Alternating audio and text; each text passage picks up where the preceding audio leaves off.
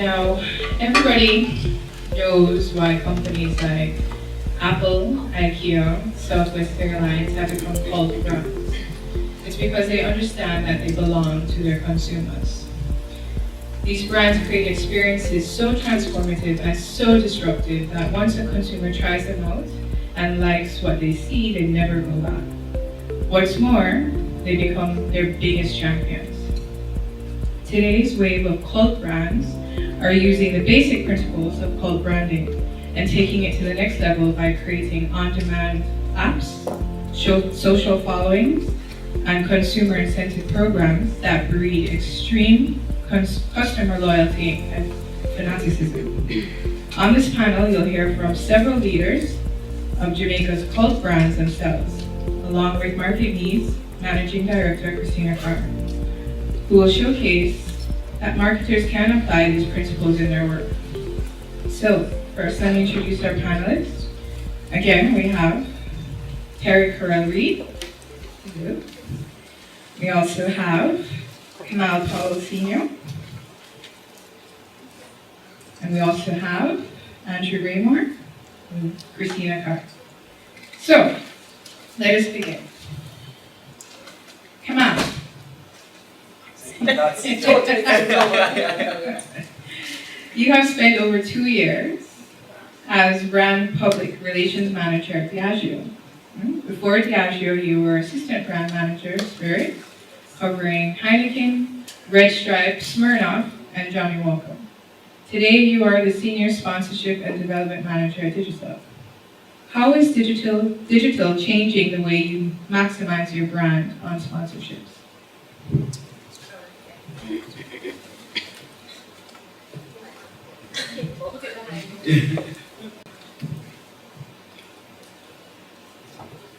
Hi everybody, thanks for being here.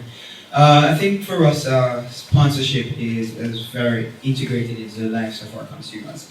So whenever we do entire sponsorship, we look at the 360 platform. And I remember when I did marketing, maybe about I started marketing probably about 9 or 10 years ago in university. Nobody was talking about social media. So when we learned about 360 campaign, we were talking about TV, print, radio, etc. But you can't have a 360 campaign now without social media. And you have to look at all the elements if you want to drive. So for example, take Sumfest out of the blue. When you look at Sumfest, yes, they'll do the print, the TV partners, print partners, online partners. But then you have radio and all the other aspect. But from our end, we incorporate what our consumers want to see, what they want to hear. So as early as the announcement in terms of at the launch, we have our social media team interacting with the consumers, getting their views, taking photos, tweeting, posting on Instagram, doing the Facebook posts, etc. And I know most of you here would have known how Facebook have become so commercialized that we can't post as much as possible, so we have to get very creative with it. And it's important because you have to understand where you want to post the element. And if we look at the same property like Sumfest, there are certain things that you won't post on Instagram that you want to post on Twitter. So you might want to talk about Gully Pop on Twitter, but you won't talk on Instagram. You might want to look at Tiff or Aline or somebody else on Instagram because of where your target audience are, so you know where you place them, etc. And we look into that. So it's for that reason that we develop an extensive internal social management team. We have a senior manager responsible for social management and other areas, and about 3 or 4 persons on this team that does the daily chore of going around Jamaica and ensuring that we capture all the interesting content elements. As was said before, it is important to know what your consumers are looking for. And I can remember just a couple of months ago, we went to Bunkers Hill in Clarendon, and I tell you, Bunkers Hill is probably about 3 hours drive from Kingston. And we went there because in December of last year, we created a sanitary convenience at a basic/primary school in Portland. And then somebody wrote back to us on social media to say, hey, I'm a past student at Bunkers Hill Primary School. They do not have sanitary convenience. So can you help us out? And we reached out to that person who spoke to us on social media, and we went there and we transformed and gave the school this new sanitary convenience. So it's important to consumers to know that you are listening to them, you're interacting with them, and it's important for us to ensure that we try to incorporate or implement whatever they're saying and how we interact with our consumers. Great, thank you, Kamal. Terry, didn't forget about you. You hosted the International News Media Association Congress Awards in New York, and it was held at Times Center of New York Times. It was a 2-day conference that closed with an awards dinner in the Edison Ballroom at the Edison Hotel in the heart of Times Square. Now, in plenary, you quoted that you says, I was honored to have been given the opportunity and privilege to host such a prestigious event. I wanted to use the platform to showcase not only brand Jamaica, but certainly to represent the Gleaner Company, the largest, oldest, and leading multimedia news company. Now, what was your takeaway from that experience? By the way, thank you for having me. Congratulations, Carl. I think what you're doing is fantastic. This is like the only place you can actually come and be on your phone and you're not seen as being rude. So I think that's just awesome. I think one of the biggest takeaways and what I really learned from them is that they said, if you are a news company and you're still saying that you are a newspaper company, you're already wrong. They're saying in 2015, if you are a print company, then you're pretty much dead in the water. And so one of the takeaways was that anyone who's a content provider certainly cannot consider themselves newspaper or print exclusively, but you must consider yourself to be news media holistically. The takeaways is that, of course, as he rightfully said, is that you must listen to your readers. Once upon a time, when we provided content, it was a monologue. Really, what we would do is dish the news, you would read the news, and then we just do the thing over and over again. We have a segment that allowed you to give your opinion, but really, it was just one-sided. And now with digital, there is this exchange of ideas. All of a sudden, when we push out our news, we're getting real-time feedback of what our readers think. Is this article, is this newsworthy? We don't like it, by the way. Our social media followers, they're brutal. I love them, but they certainly let us know what the pulse is.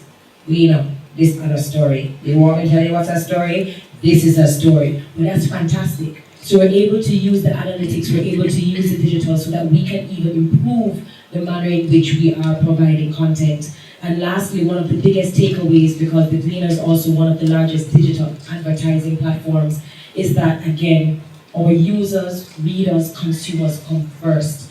And what they want is a wonderful user experience. So give them the content, give them the ads, but try to figure out how you can marry the two without being intrusive, or invasive. So there were lots of takeaways, but it made me feel good that, the Gleaner, 180 years old, very, very traditional guys, and it's really hard to really break people who are accustomed to print and they're accustomed to our process to tell them and convince them that social media is a necessity. But it kind of let me know that we're doing better as the Gleaner. My position was made. We now have social media managers, we have social media execs, and this is all because of the evolution that is social media. So the Gleaner is actually making the steps, and it's in a good position. Great, thank you, Tara. Andrew, you attended the social media week in New York earlier this year. How developed is our social media space in Jamaica? Alright, so I attended social media week in February in New York. I would have to say that it was an eye-opener in many ways. We are just getting started in a very fast-moving space. We have a lot of challenges ahead of us, and one of them is, for example, a small population. There are certain platforms which immediately kind of don't make sense unless you have the benefit of a brand the size of commands. But it's, for example, Snapchat. Trying to figure out how to use that properly. It's hard for Vine to take off if you don't have a huge following. It really showed that working in a small space, you have to be really creative. And also, you can't take the small following you have for granted. With our small size, you can't ignore if you only have 1,000 followers. They could be very loyal, and those 1,000 could be influential and make a difference. And they're where you're going to grow from. One example is one of our smallest brands, because I work with TV Foods, but also the whole group. So it's one of our smallest social media followings is Nutrimix or Feeds. It's almost negligible. We've only just started paying attention. But it has one of the highest interaction rates. Farmers message on the Facebook page and they ask questions. Dog owners ask about feeds. They get in touch through it because they are very, very interested and it's their profit line. So that's interesting. So you can't ignore if it's too small, but still, we have a lot to do. And in terms of content creation, that's a challenge. When I saw the VP of marketing for Weight Watchers talk about the challenges that a company that size has with content creation and video creation, image photography and the costs. Social media managers for brands that some of us would love to work with in any capacity are talking about the serious challenges they face. You realize, what are we going to do? Because content is king, but content is expensive. So in our case, we have to think about food. We want to do, you see one Instagram post, behind it came protein costs, a chef, a photographer, a videographer, all people who are new age creators who have to be paid. So you have to weigh, how do I justify to marketing and traditional marketers that this post and this series of posts is worth $100,000 or $50,000, and how do I create it more authentically? And I think what it really taught me is that in our small market, we have to try and generate user-generated content more so, because we're not going to have the budgets to always create brand new, fresh content. Just rely on the fans and engage them and encourage them. Right. And you also coordinate the communication for the other brands, CB Foods, Copperwood, Right. Caribbean Passion, CB Chicken, Chicken on Eggs, Smart Eggs, Bad Dog, do all of those, including Nutrimix as well? Right, every brand. All of our brands. So my role as communication coordinator ranges from PR to SM, and I work with the relevant brand managers of each brand on their PR and social media. The reason that the two are joined is because CB Group now sees digital as important to every aspect of every campaign. So it's not an also run. We are looking at every campaign as we go forward. It's a key part. If digital and social media is missing, we're not going to do it, basically. Great. That's very interesting for food and beverage industry, for food and beverage company that operates in that industry. Great, thank you. And my dear Christina, as the Managing Director of Marketing, how are you engaging brands to accept that digital is the future? Well, I think initially a lot of companies come to us to feel that they just need to have a presence because social media is happening, so we need to have a page, we need to just be there. And I think sometimes they don't really understand the value in it. It's not just about a presence because there are brands just like theirs that have a presence on social media as well. So it's also creating an online identity then that is that speaks to your brand values and what it is that you're offering, and it's interesting and that it stands out because there's so many brands and there's so many things happening online that when people follow, they want to follow for a reason. It has to relate to them, it has to be relevant, and it has to have some purpose in their life. I feel like, yes, it's a hobby and people are online and they look at things, but when it comes to brands, I feel like unless it's relevant to you, then really there's no point in me following a brand. So it's, how is this brand enriching my life in some way? And I think it's getting brands to understand that they need to invest in quality content, things that, and I think in the past it was, we have to be online, we need to post 5 times a day, 3 times a day, and we just need to be in the timeline. And then you're realizing now that it's not about being in the timeline because organic reach is kind of dead. You know, you have to be paying for everything now. And when you're posting, it has to have substance. So if you're posting, it doesn't matter if you have 6 things happening on your timeline, if it's just 6 random things that you're posting throughout the day.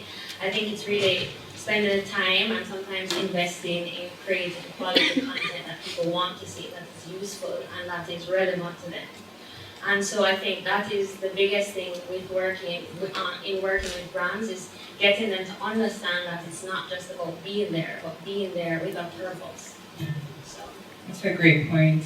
Many times you see, feeds just one post after the next, and it doesn't really mean anything. All right, so it's definitely quality over quantity.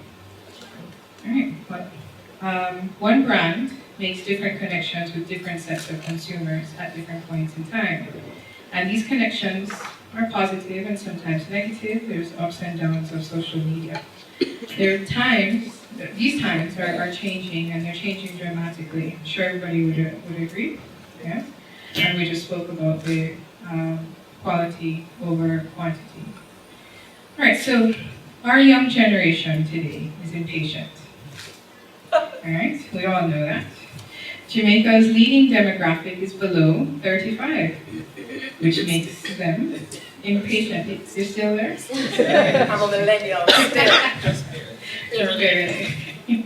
Marketers and communicators love patient consumers, but there are hardly any more patient people out there. We live in a generation of I want it now. Have you noticed how demanding consumers are, and how do you manage them? Well, I think when you think about social media in general, it's very instantaneous. So it's basically now created an open dialogue with the customer and consumers, and it's now their way to give you their feedback, their likes, their dislikes, and you even notice, we deal with a lot of different types of brands, but like a food brand, for instance, it's like, bought my food today and it tastes bad, and I want my money back, and why does this always happen or something, and you want to be able to respond to them instantaneously because we've had instances where they feel so dissatisfied. It's like any way that they have a chance to talk about it, they're going to go on Twitter, they're going to comment on every picture that is on the page for like the past 2 weeks. Anybody that says anything good, and they're like, well, I know experience, and they look at the same person on every post going on the page. So I think the instantaneous nature of it is that you now get the chance to deal with these consumers right away. That they're there, and you have to, it almost shows you that you have to be on top of it, because if you leave it, then I think it's almost, because they know it's instantaneous too, and they want you to deal with them at the time, that you kind of have to keep on top of what's happening, what's the feedback, what's the perception of the brands online, and I think that social media is that open dialogue between you and your customer, and so it allows for that instantaneous dialogue. So in regards to the question that you asked, you're absolutely correct. I think millennials are impatient, and I don't think they're impatient just because they are culturally, but I think we live in a very fast-paced environment, and when you look at the type of professionals that you have walking around the place, they all have their 3 smartphones, their tablets, their laptops, they're moving from meetings. Really and truly, we don't have a lot of time to really sit and relax and really go through all the things that we like. And I think that has loaned itself to us being kind of impatient. I think, like for example, at the what we've done is we realize that we have all patient people. The patient persons are the ones who like print.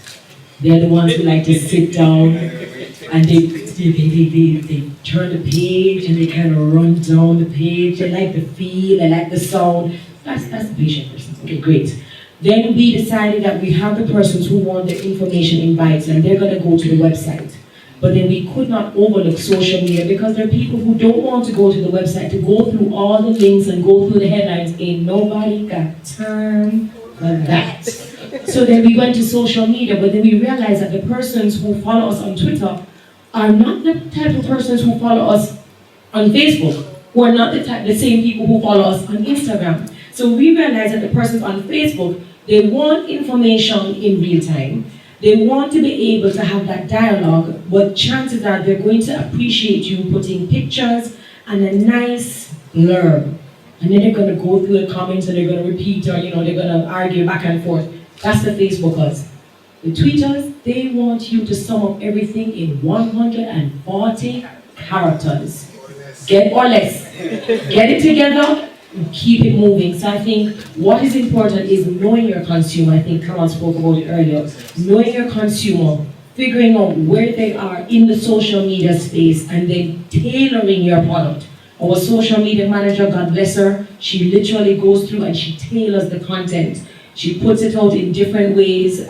Sometimes in the morning she wouldn't put news that is necessarily negative. What she do is she puts something that is positive in the morning because that's good, and then she'll start. So it's really, really tricky, and as Christina says, it's not something about just being there, but it's really understanding who your users are and working towards the patient, and also having a platform for your, not impatient, but your go-getters, your fast-paced professionals. It's true. There's a big part of the whole social media concept, even with Instagram. I mean, when Instagram just came out, a lot of people are saying, I can put a video in 15 seconds. But no, you have an entire ad about a party, an event, a commercial offer, whether it's a phone deal, a supermarket deal, whatever, in 15 seconds, and you get the full information. What social media has forced us to do is to compress data and information for the consumer, the target market. And as we realize, definitely as Terry said, our consumer base is significantly under the age of 35, and they're not watching anything too long. Anything over 60 seconds is way too long. And if they can't get the bite-sized information there, it's way too long. So with a company like ours, we have, the Jamaica business have more than 800,000 consumers across our social media platforms. So you can just imagine how tedious it is to reply instantly to all of these queries, and it can come from why my phone not topping up on time, something is happening down in months ago pay, how can I get a discount on this, when is a new deal coming out, and there's a 24-hour team that responds to the questions as they come in. And the reason why we do this is for the same reason that Terry says. If you don't respond within a good time frame, then you have all negative comments coming, because so we try to manage the expectations of our consumers and try to meet them as best as possible to see how they're interacting with us and what exactly they need.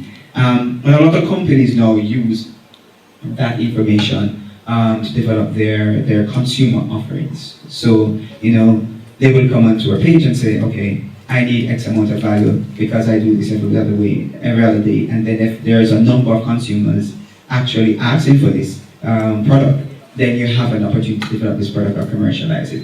So it's not only for sharing content and information, but from a business perspective, you have the opportunity to do this. Another thing you can look at for all the persons who are entrepreneur, and we have a lot of young people in Jamaica starting up their businesses, you don't have to pay an expensive agency anymore to go out and do your market research. You can create your online marketing research. I think I have about 4 or 5 of them since morning.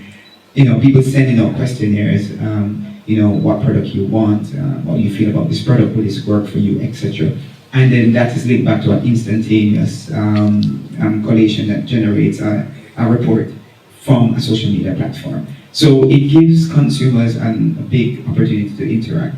And I see one of our famous athletes, who won't call it a name, have created an online store where you can just WhatsApp what you need from his online store, and then you can purchase it. And this has been done on Instagram and Twitter. So the opportunity of social media has now moved away from just social content, but more into a more stronger commercial content, which is pretty important.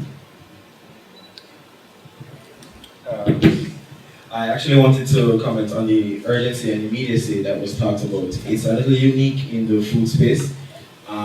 People will come on and tell you that it's your fault and they don't taste good. We had one lady who came onto the pages and told us that her ham wasn't any good, her carbe passion ham. And she complained profusely and how we ruined Christmas. Needless to say, she got a new ham. And we found her, we apologized. We didn't think it was a product problem, but it's not for us to say whether or not you cook well. We handled it, because you can't have somebody making noise and complaining like that left unattended. We also had one case where a customer thought that she's allergic to MSG, and she said one of our products contains MSG and made her sick. I confirmed with the factory that none of our products have that in it, and expressed to her that your MSG allergy couldn't have been from us, and we handled it off air as well. But it's very, very, very important when it comes to food brands to handling those things, because it's people's health and it's health and safety. So you have to address it quickly and publicly and then take it off air. So that persons who might see that post realize there's nothing wrong, you addressed it properly, you explained what that person could have experienced and took care of it, but then you also manage the person's problem and have not lost a consumer. Because that person might be, they're going to tell a story. They might be the person that supermarket shops in the house and they're going to lose all of them. So I found that for us, we have to be very careful on some of our words about answering quickly and in a full fashion. Because if you don't do it properly, they'll continue. That's so true. And that actually brings us to that same point that Kanisha made earlier about the integration, right? It's not just solely digital or online, but also to even take your communications offline. And sometimes you do have to follow up with a consumer or a set of consumers offline as well. Right? Okay, so today we have a Plan B generation. Right? They always have a Plan B. The consumer today has two currencies, time and money. We're very good at understanding money, but not so good at understanding time. And the brand is a story that we want to read again and again and again. We have some powerful Jamaican brands on stage today. Terry, how would you define the Gleaner Company? I'm so happy I didn't get that question. It was Jamaica, we're laughing. Fail. I like to say, she all, but she not cool. For over the last, 180 years, the Gleaner Company has been known as providing, Jamaica's credible content. And, we were the ones who people go to first, or they'd be like, okay, what do they say? As in, is it confirmed by the Gleaner? If it's confirmed, then it's true. If it's indexed, then it's true. If you did your common entrance, and for those of us who did the common entrance, do have some persons in there who did the common entrance? All right, amen. When you did the common entrance, ladies and gentlemen, your schools used to tell you, Daniel, you got through to X school, and you'd be like, yeah, okay, whatever. But then you would get the Gleaner, you would open it up, you go through all those names, you find your school, then you find your name, you look across, and only when you saw your name with the school did you go, okay. You guys look like you're GSAT students. You don't have a clue what's going on over there.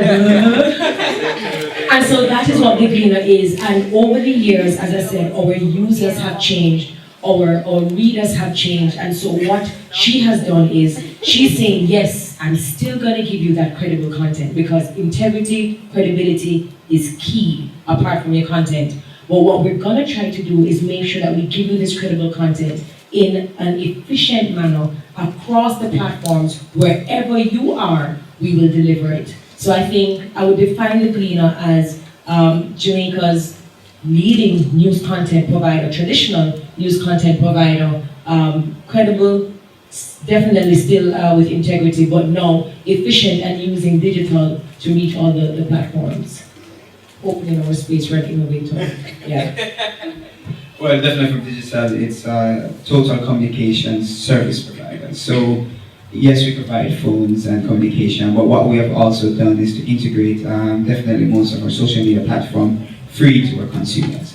And the reason why we do that is that we want consumers to consistently continuously communicate with their friends, family, etc., because that gets the information going around. And we incorporate that a lot with our social media platforms.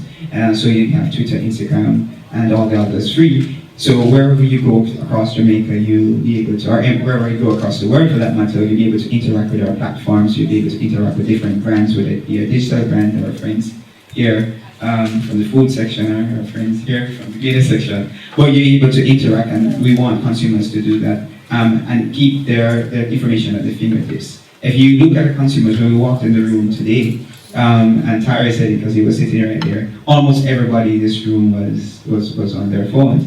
And there was something going on social media the other day. I'm going to be as candid as possible that you take your phones everywhere, to the shower, to the kitchen, to wherever else that was listed in that section that was listed in that comment. And the fact is that we want consumers to remain committed and connected to the phones, and that's why we have interacted a lot And from a news perspective as well, there are online media houses that are popping up all over the world, and Loop in Jamaica is one of them, who have significantly grown over the last couple of years, or year, less than a year, to have almost 500,000 consumers on their app because they want to interact significantly. Consumers want to be able to get information on their phone. As we sit here, my phone is going off with updates coming either from where the brother said he didn't resign, sorry, no, or whoever else that is coming on. But that information that's coming out, that's what consumers want. We want information right there. And we're not going to read a full story. My father used to force us to read every Sunday. So when I can take up my phone and just see the headlines and say, said brother does not resign, I'm not going to read the rest of the story. I only read that if I am in traffic and I was like, okay, let's see what's happening in the rest of the story. But the ability of our phones to give you that up-to-date information and content is very important. That's what we want to continue to deliver to our consumers. Okay, so defining? Yes, please define CB Foods. All right, I would actually do it with CB Group. So defining CB Group, we are a diversified agribusiness that is working to provide quality products and transform industries in Jamaica. A lot of persons are more used to the CB Foods brands, but CB Foods is a distribution company. So that is actually not a front-facing brand per se. Or front-facing brands are CB Chicken, Couple, Pork, Caribbean Passion, Bad Dog, etc., as well as Nutrimix. And even though they know the food brands, they don't know that Nutrimix is one of our biggest brands. It's the one that we export regionally, and that does a lot. So through Nutrimix, we also do stuff like services for farmers. We provide baby chicks, we provide pig genetics, we provide improved livestock for farmers who farm for us and farm on their own or for any reason at all. You can get technical services to improve your livestock. You can get veterinary services. We can provide medicine as well as the feeds itself for the farmers. And then we also do our own processing, and then we provide food for your table. So it's a holistic approach that we are taking to the food industry and in trying to transform these industries. And that for us is our central platform. If it's not going to impact the industry itself and make poultry farming or pig farming better, not as the end product, but as a whole for the country, then we don't do it. We are trying to increase the rate of import substitution in Jamaica and reduce our dependency on imported products. So for us, it's really important when you see anything with the CB Group logo or the CB Foods logo, more importantly, that you know that it was grown in Jamaica, fed on Jamaican feed, it was handled by Jamaicans and processed entirely here. So we see it as a nationalistic endeavor, and just by the way, we're providing you with great products to use. Good, very nice. Christina? How do you define Market Me? So Market Me is a full-service communications agency. I think many people get confused and they just automatically assume that we're digital, but it's not only digital, it's full-service communication. So we do marketing, advertising, and of course digital plays a big part because I think, as we discussed, that the digital age is with us, and so everybody needs to integrate that aspect into their marketing plans. And so what we usually do is with our brands, whether it be that they have their plans in place and they come to us for online or digital marketing, that we try to create a plan that is in alignment with what they already have. And I think, the same thing I go back to that they want a presence, but they don't understand that it has to have purpose and it needs to be in alignment with what they already have happening with their brands, what the messages are, what the activations are on the ground, and understanding that when you do a promotion in a supermarket or you have some kind of competition going on, wherever it might be, that is all content for your pages. These are the things that your consumers want to see. These are the things that let them know your brand identity, how you engage with your consumers. And so it's really just, when it's kind of just we work with companies to understand digital, but also help them, whether it be with marketing, advertising campaigns, a holistic approach, or sometimes it's just social media, online. Okay, great. Come on. So new channels have emerged. Consumers can now switch brands more easily. Now let's look at number portability. And the cost of switching is zero. Is this a loss to marketers? And how do you integrate this in traditional and online marketing? It's an open option for consumers. Every day we give consumers more and more options in terms of what you want to do. And a lot of major brands, they suffer from this type of element in terms of there are so many things out there. For if you take from a news media standpoint, you can read news from so many companies across the world. You can, as it relates to probably hams, you can get hams from a couple of other companies in Jamaica in terms of where you want to. So consumers will always want to have options in terms of where we are. How we are different is that we position our brands for our consumers. So as we said before, what we do is to tailor our product to fit the consumer needs and ensure that the consumer, whatever we have in our packages is what the consumer wants. So from time and time again, we have programs and offers that are set towards a certain number of consumers. So like the Zero brand, in terms of definitely when digital zero goes towards consumers who are very interested in data platform. And those are younger persons who want to get involved in data, who want to keep data for those data plans. We have the 2-day data plan. Those data plans are targeted towards the consumers who have a smaller spend but want to continue to communicate over a smaller period of time, over a longer period of time for a smaller spend. So we have that interest that is going on. So we tend to always invest in plans that will get consumers interested in our program. And how do we integrate social media into that and social media platform is how we drive content. And of course, with all our platforms and our sponsorship, we target the sponsorship because we want consumers to believe in the programs that we do. And then we use the content from that platform to share it with our consumers on our digital pages. And consumers will always want to go back to our pages to say, this is what they've seen from digital, it's interesting, it's interactive, it's different. And it creates that brand loyalty, so consumers feel this connection to the brand and will stay connected to the brand. So over the 15 years that we have been interacting with our consumers, our intent is always to provide what our consumers are looking for, and that's how we continue to connect with our consumers. So they'll stay home with us. Thanks, Kamal. Andrew, you touched on it a little bit, but give us some examples.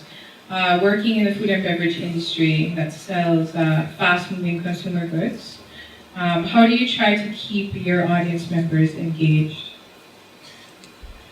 If you know, please tell me. That is one of our biggest challenge. With food, you have to try and engage visually, and you can't make it repetitive. So unfortunately, you can't keep posting the same burgers, the same shots. One of the things that we've been doing a lot with CB Chicken lately is visiting restaurants. So showing persons what can be created with our brand out there, and persons will react to it. They'll comment and say, that's my favorite. They'll talk about the fact that they've had it before. We'll do videos and show short prep shots that chefs have done of it. We try and keep it fresh. We get some UGC. We recently had our food styles competition, where we had persons submit shots of food they style at home or semi-professionally, and then we invited them to have almost like a cook-off, and we did it in a demo kitchen, and they didn't know what they were gonna have. We did it like chopped. They had this ingredients basket laid out, and they had to come up with a dish. They had to direct the photographer, then choose their final shots. We then posted them, persons voted, and then we gave a prize to the person that was selected. And then most of them have started working for us in food styling or catering for us. So that's really worked out really well. That was a way for us to meet persons who are creating food out there. And some of them are, for example, have their own Instagram accounts with 3,000 to 7,000 followers, and will now work with our brand and are posting on their pages. One of the biggest takeaways I had when I went to social media week, and in my own experiences working with social media, is you're not gonna get persons on your page as much as you will on an authentic page. No one really wants to follow our brand. We are not Mercedes, we are not anything too young or hip. Louis Vuitton, exactly. You have to find the persons they want to follow and have your brand being talked about and used there without them even knowing. So there's some great chefs out there where we're working with on all of our brands that are using our products and showing persons how to cook.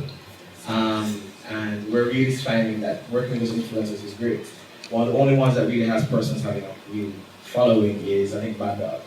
Bad Dog was born in the age of social media, and it's a fun brand, it's an edgy brand, and it's had an easier time having persons own it and talk about it on its own. But with the others, you have to be a little more creative, because some people say chicken is chicken is chicken. So you have to show you, in a creative way, what you can do with it, and same thing for the other two brands. Okay. Christina, from an agency standpoint, what are some of the concerns that brands have about taking their marketing efforts online in a world of likes and fans and followers and opinions? Well, I think one of the biggest things is when you go online and you're going to have your social media page and you're going to say, I'm great, these are my products, you should buy this, you should do this because we are the best and we're Jamaican and this is what we have. I think when you have to find creative ways to create content that relates to consumers and speaks to them more, because it's easy for a brand to say I'm great and we make the greatest products, but I think it's a lot more effective when it's organic and your consumers can say, I had this really great experience with the product. And that coming from people who actually use the products, who have interactions with it, is a lot more effective than having a brand just push a product on you. And I think it's finding that medium where even if your content is coming or you're working with people to create content that seems more genuine and relatable and relevant to the consumers, then I think that is one of the biggest challenges, because you don't want to seem too aggressive and then it becomes monotonous if you're just like, this is what we have and every day it's something, this is product A, product B, or this is what we sell, and it's not interesting and it's not engaging. And I think it's just that medium showcasing what you have, but doing it in a very authentic way that relates to the consumers. And I think that's how you get consumers to be loyal. And that the studies actually say if you're a consumer and you follow a brand, more than likely it's the brand that you will use. So it's not like I'm going to follow, I don't know, like Clorox bleach because I just want to you use Ajax. or whatever it might be, that usually when you follow a brand online, it's something that actually has use in your life. You're not just going to follow a brand for the sake of following a brand. It's usually because you have some sort of experience relationship with it. Good point. Terry, back in the day, a journalist wrote his or her story. It was printed, that was it. In 2015, journalists must be connected online to be first with breaking stories or using their Twitter timeline to gauge feedback on an issue. How are journalists at Gleaner coping with social media?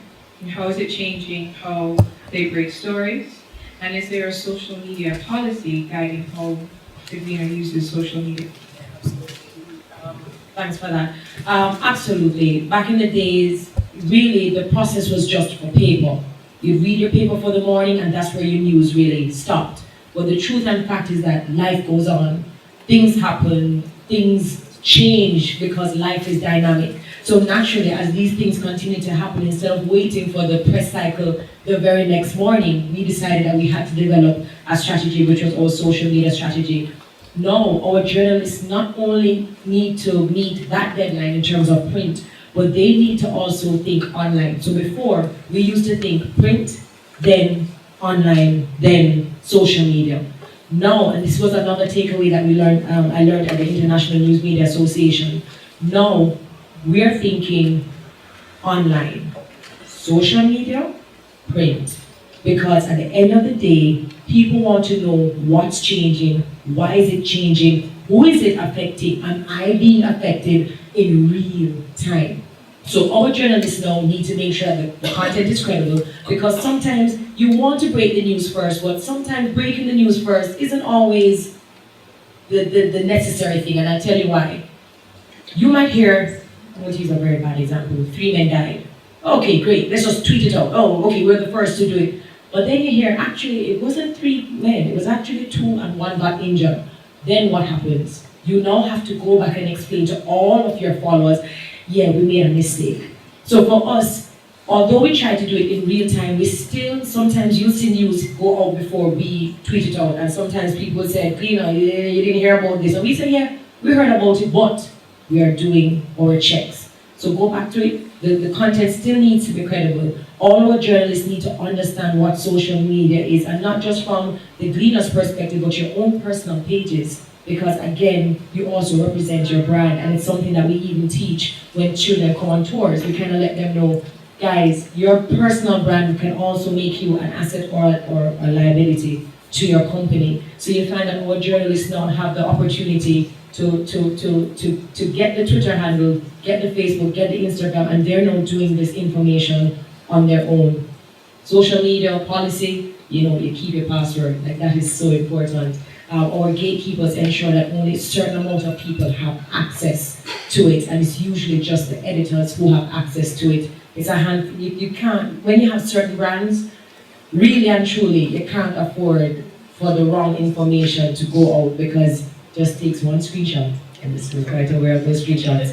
It takes one screenshot to really ruin the reputation that you have. So yes, our journalists can be one-tracked at all, and we're also multimedia, meaning a journalist is not just social media, but a journalist might have to now get their phone and set up an interview just like this. It is now much further than just social media, but it's video, it's audio, and putting all of that together. Thank you very much, Terry. And I want to thank our panelists as well. I think we had a very informative and the key word for today, engaging conversation. Now we're going to take some questions from the audience. And before we take the questions, though, I'd just like for each panelist to tell us how we can find you and your brand or brands online, so that our audience members have that information. And if you're not following them already, you can start following them. Okay, we're on Instagram, Twitter, and Facebook at MarketMeJA.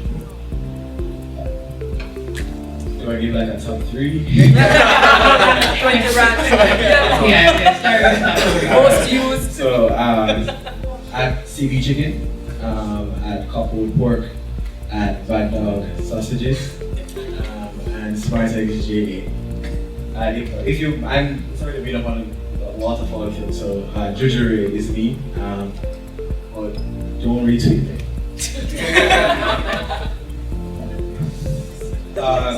This is pretty simple. Is at Jamaica, and that's on Instagram, Twitter, Facebook, and for at Loop or at Sportsmax, Sportsmax. So you can do it as well. Our handle has really caused people to now call us Jamaica Gleaner instead of the Gleaner Company. But you guys can find us on Twitter at Jamaica Gleaner, Instagram, Jamaica Gleaner, Facebook, Gleaner Jamaica, YouTube, yes, Jamaica Gleaner. So anything you guys need, as well as our mobile apps. But Jamaica Gleaner really is the standard handle for all our brands. Great, thank you. I hope you guys wrote that down. Okay, great. Well, I thank you very much.